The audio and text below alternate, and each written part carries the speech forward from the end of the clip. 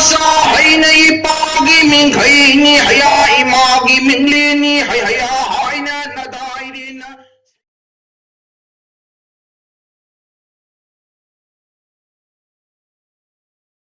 na lagi so yang Malaysia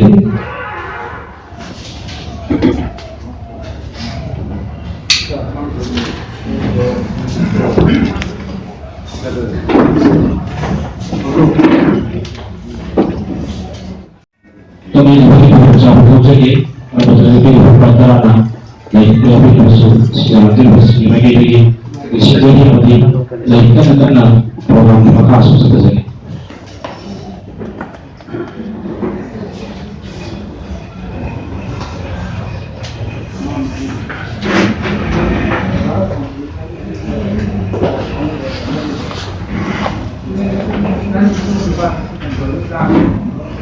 Maka pergi terlalu muncul di dalam nama minggu perjalanan zaman lain pun sedikit di sana tuan di sini tuan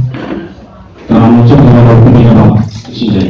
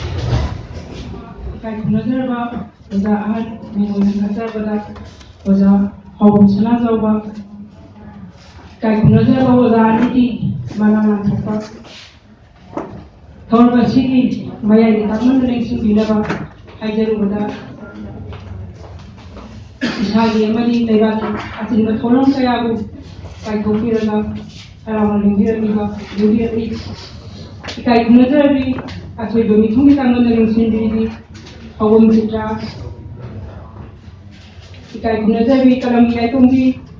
tiang munggi sulai malaima akan ada mitunggi tangan dari sini kedoba posisi dia udah tiba ikai gunajawi bawa datang ke rumah kunman di musa amadi kalam di ihan hana foto pada kalam ikai tunggu yang nasi boba lihat ada dari sesuai kita dari hai orang pun dalam ikai gunajawi bawa datang ke rumah kay telepon sana mo mga kay telegram kay computer jangan ibu hantar kalau nggak lagi cara mau sebelumnya ikut menjadi ngasih semua nanti dipan semua mana langsung kami keluar masih mana aku tidak ada buat kata telepon mana ada yang cenderung yang Mahaki naitung tahu ini dah. Aku ni lagi kasi khabar cari, dah mana si lobi. Raga ni hai dah hai tu harap ni dah biar kini kai mana ni kalau kita kalau yang masuk jadi adu berdaya kesana atau apa. Lupa mata pun kibani masih kalam di lupa pun balai nanti maha pasal ikona mana si tiada ni hai bala haram soal na ilo bola kani. Hai biar kini kai mana ni orang itu bisu taram nuk seri mahal sama pilih kerja hoje, mahal berkhidmat thawna yang biasa, mahal yang sing mana dia yang biasa, aduga amana, uza hawun sana jawab hawu, mixing mana silon mana sing ini tu macam, ihanan bersi, kira misal sanung bagi kaya bang sapu mana kaya balai asida pilih ni, hanya kalau pada ekonomi, jangan harap sebagai orang misal ekonomi pawasi, kaya mana si lobi ni hai yang asyik ada waktu kami bukan mana masing-masing kalau masih kita makan itu di mana yang sendiri masih kita makan su. Konsep ni apa ni? Dengan biar ni apa itara? Pasal ni pun dah lay. Tapi itu sudah besar kerana dibayar ni. Tapi ada di sini. Faham pada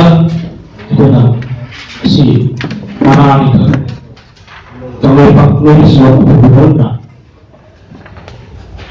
Pijabari Sejarah Harum Sanajana Harum Isi Goles Lepana Ikut jaga sikit ikut dapat Pembiara Ibu penjara Rameswar Sarambam Lainnya Kaya bersama masjid Hai Raya Sida Pembiri Hai Raya Hai Besi Setiap kita dekatkan ke tengah Mana sudah binara Bila sangat di bawah Ayo Besi Ayo Besi mana Besi kita main ada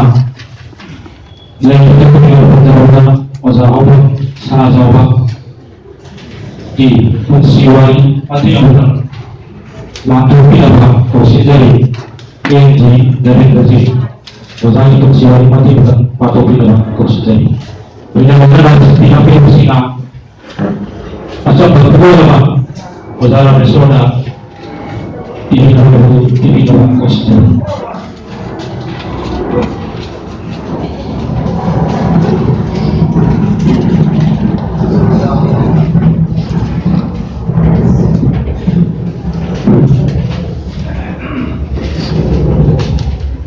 Jahokan sana jauhi insa leba kopa minta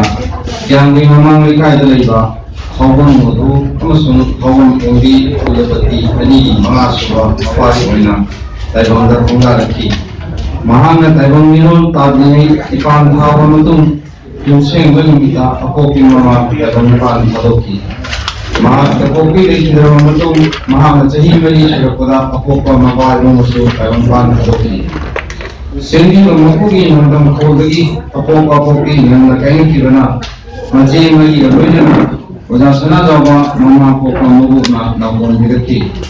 nongdam ko kana nakon lugani mahal ko nakon bidati bago so madam kana nakon bilam naga nakon kuci cile wajah layang bidati matu maya matok pa hawang amahan lagi atay ma hawang kongi walho dinina Mapa memasak menakun yang dinilai dekat dari LP sekolah masing-masing kamu orki kembali sing macam pun mengenal kanti proses lagi masuk di college ada amadi graduation dosensi jadi Madel konggi lasam ningol memoga ningol lambira kunda menadala tiba ningol terki apopa koiki Manipur khong liba pauche amadi chepong singi article liba regular color singi apunna body nama hoiba all Manipur colorist association nikki amadi mahalat president oina ben sakatnawa konarami kamliba organization apun namaro disingani ani dingkatna bahana bada mahalat chawba thangya higana founder advisor ogiki Horuk ibanahan singgo apawa cuma lambira ayon cuma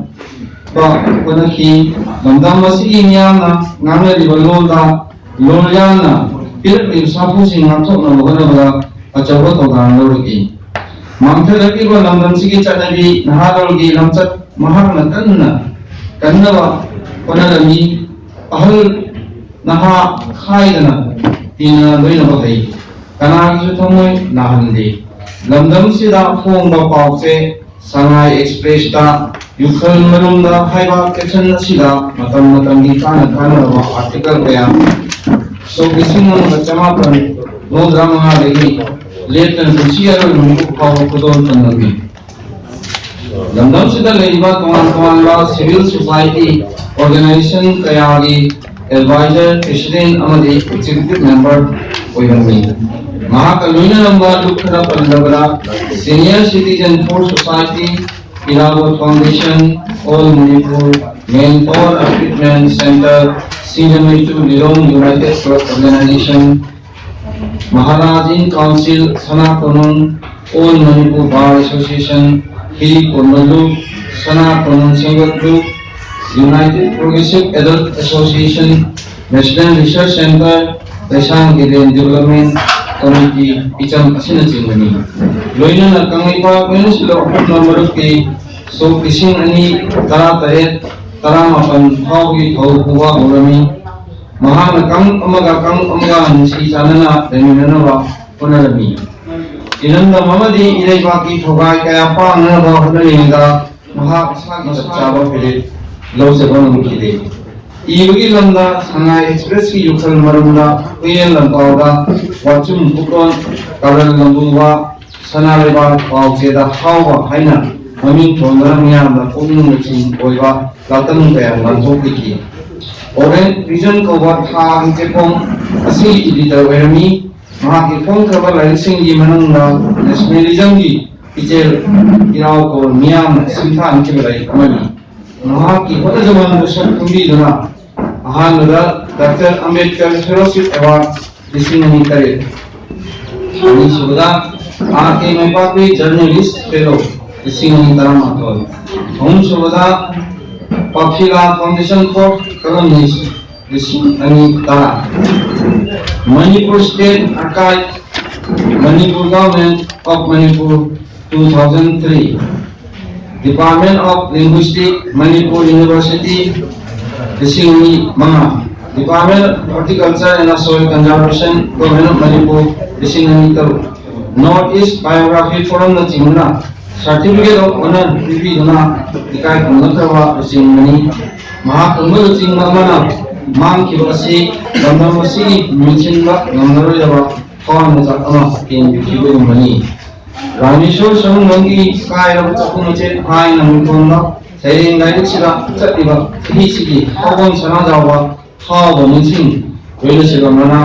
सिंगनी कुना थोय असि कमेबा वेलसिला कोन मबरना ता तोकरी बा कमेबा वेलसिला कोन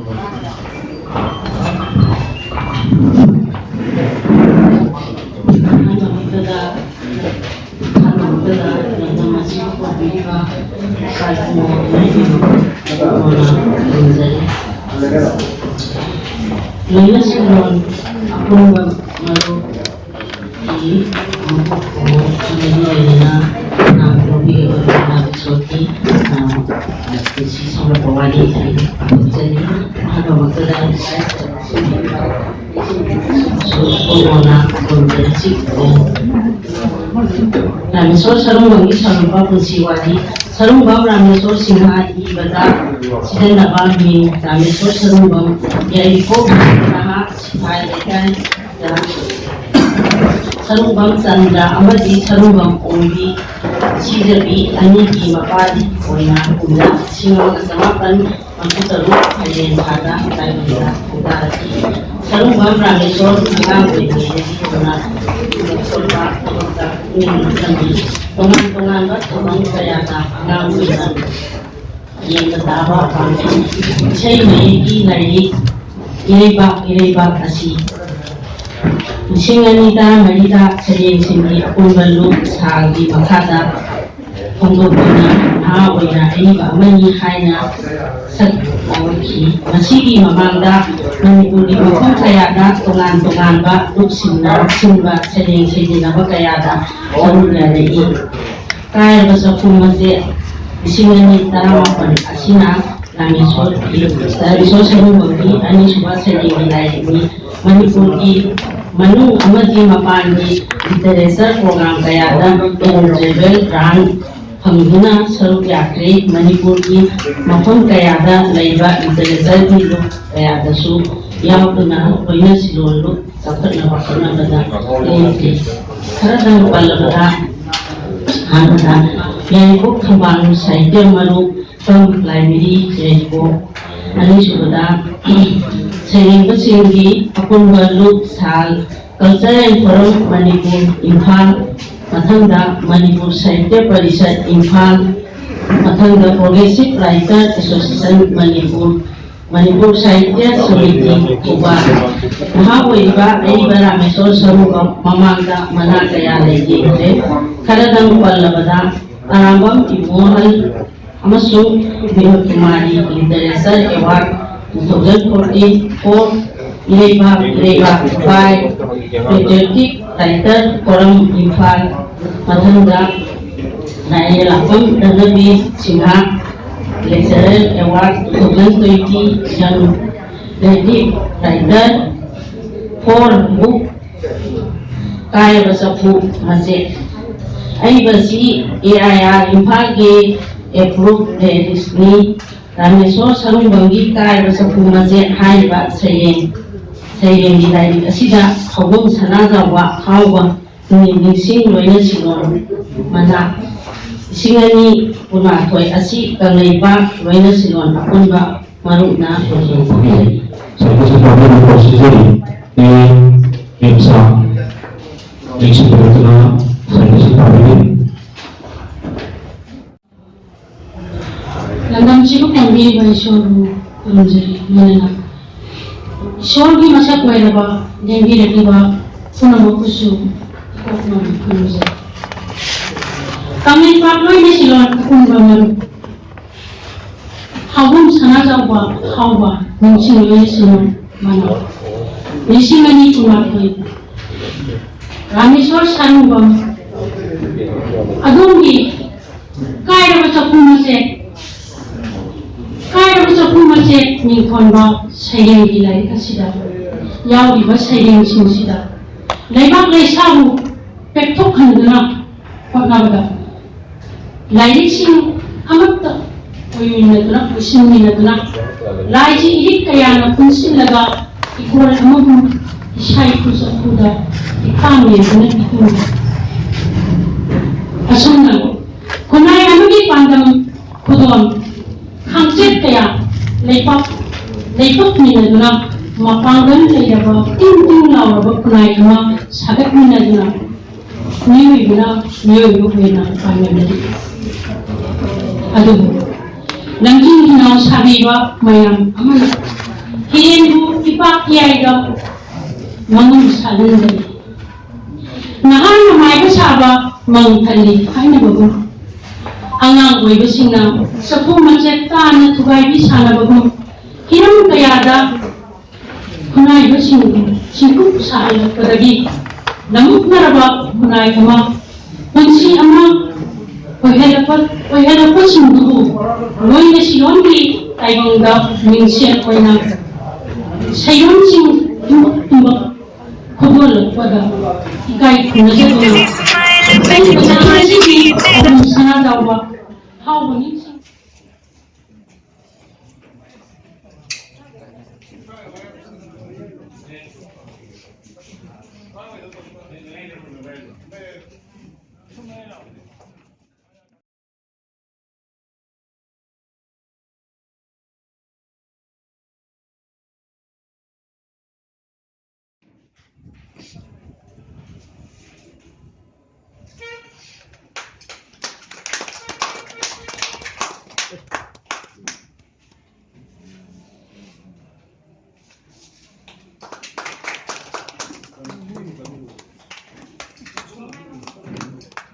Bila yang wajib ni karena orang terminal kau jadi mengasih kau yang ada.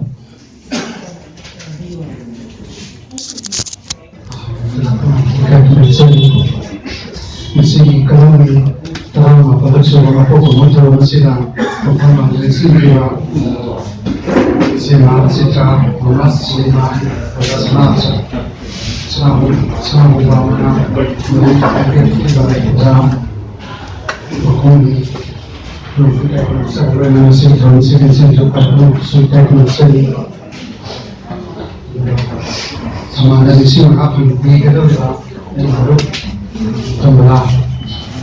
misalnya mereka mampu sekali menguasai. Lagi sih, ini sekarang kita pada pusat juga. Ayo nawarin macam tadi, anak main sih hari ini bah, kau foto tentang foto pada sesuatu yang berkaitan dari mana foto bayar pusat juga masih dah. Soalnya aina mana makannya makan ini hanya makanan umum sesuatu ada kami baru semua kami baru kembali berhasil yang sini pun aina form waktu ini kita nak nak cari aina nak cakap dari masih Pak Bonus kan beberapa kami ini apa yang dari kita yang sangkin semua yang semua nanti semua kunci dari si pasal ini memang saya memang untuk bersama pagi ke bersama kebun sengaja beri aina makam panjang juga boleh jadi itu masih si kebun sengaja hawa ini dari anak kesebab kelilor di mana sih kan ada yang sengaja aina sangat ekspres pausiada artikel kalam di sabili dahulu sang demi memang aina kelilor di tolong apa saya jadi tolong apa kalam apa jadi tidak sengaja orang orang kita jangan terjadi Semua laki baduna sehingga ke ahau rehai besi dasna kau beraiga kena bab kena bahor besi udah lising ini kembali udah lagi ni semua hau kau batung sehingga hela aina sangai esta artikel section 7 mana semua besi udah lising kena terjadi mas thar lagi ni hai batung sih lagi jaga Ia hana jaga artikel sana spesial apa apa ada mata bila jaga dia tuntas tu na sebab tu ni orang jadi hari macam sekali mana macam sekali sekali memang enggak itu jaga mana selesai jadi ada tu semua mata bila yang artikel yang pajak yang jaga dia yang ambil yang apa mari ma rezeki aduh macam jaga haksan makka ba kolak ba macam sudah jaga artikel si udah sangat berhasil, kau sangat sana udah sangat berhasil harus kau yang punya mana sih udah lagi tu macam atau kalau itu kau nak macam kau nak hasil nanti jadi usahawi tu bukan kalau kau ni riba jadi mengolah anak dia macam suku tahu macam sida tu jangan apa anda lain masalah ini macam bersusah ini kita bersusah lebih tinggi ni mai artikel si ini ni atau wasa berthari jadi mengoda ai nari ai artikel iya wei hai bagi kan wakulan subscribe punya sequence ini selain itu kena jaga ayo yang kedua di dalam artikel apa di mana lagi jadi wasa terbido itu korban na semua ini artikel thar bagi hangga wakulan ai udah panggil kalian kan khazana tahu wakulan semua harga yang khazana di mana boleh terjadi bagi itu kan mengaudana jana dari kita baru mengajak ini ada macam jana lagi kita baru enggak sangat ekspres tak jadi malam di bawah kita sudah terhapus ki tuan sehingga kuringgi jadi dari kita baru mengelak kolonel sangat ekspres saya dengan jawab betul dan kau sih orang bersuara jadi aku berkata saya aku jadi kita jadi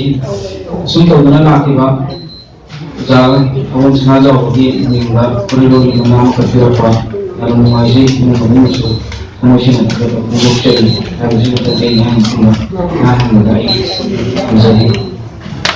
ini nak saya kata bersih dari kita bagaimana sangking semua lagi sudah berfungsi begini.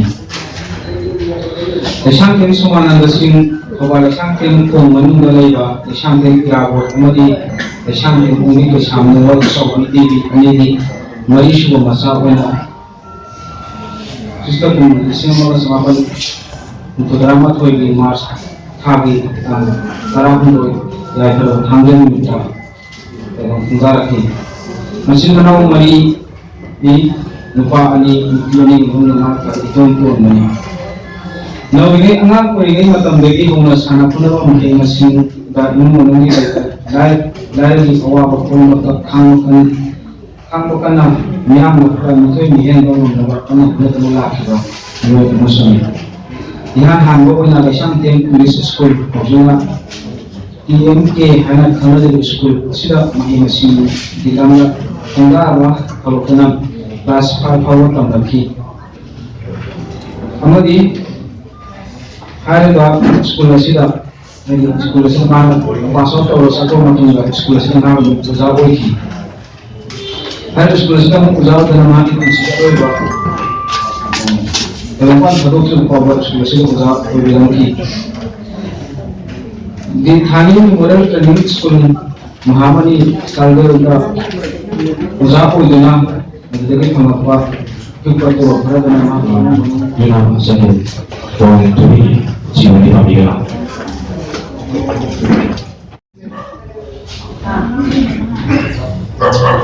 Yunam Sanu Wang Tui kembali menetap di sini. Yunam Sanu Wang Tui Tuban Distiki Tuban Mayani Kadaniba Yunam Ibobi Amadi Yunam Umbi Kainahimbi Momoina Hamza Yisum Samapan Merkudasta Hamzaki Ayi Amen Tuibi Amami Nidimi Iga Pamakiri Amani Mahamasari Tahi Tara Tareswar Pada Ahanba Oina Seri Lagi Ayinbi Atabi Lainbi Tingkakon Isimani Abunda Kongki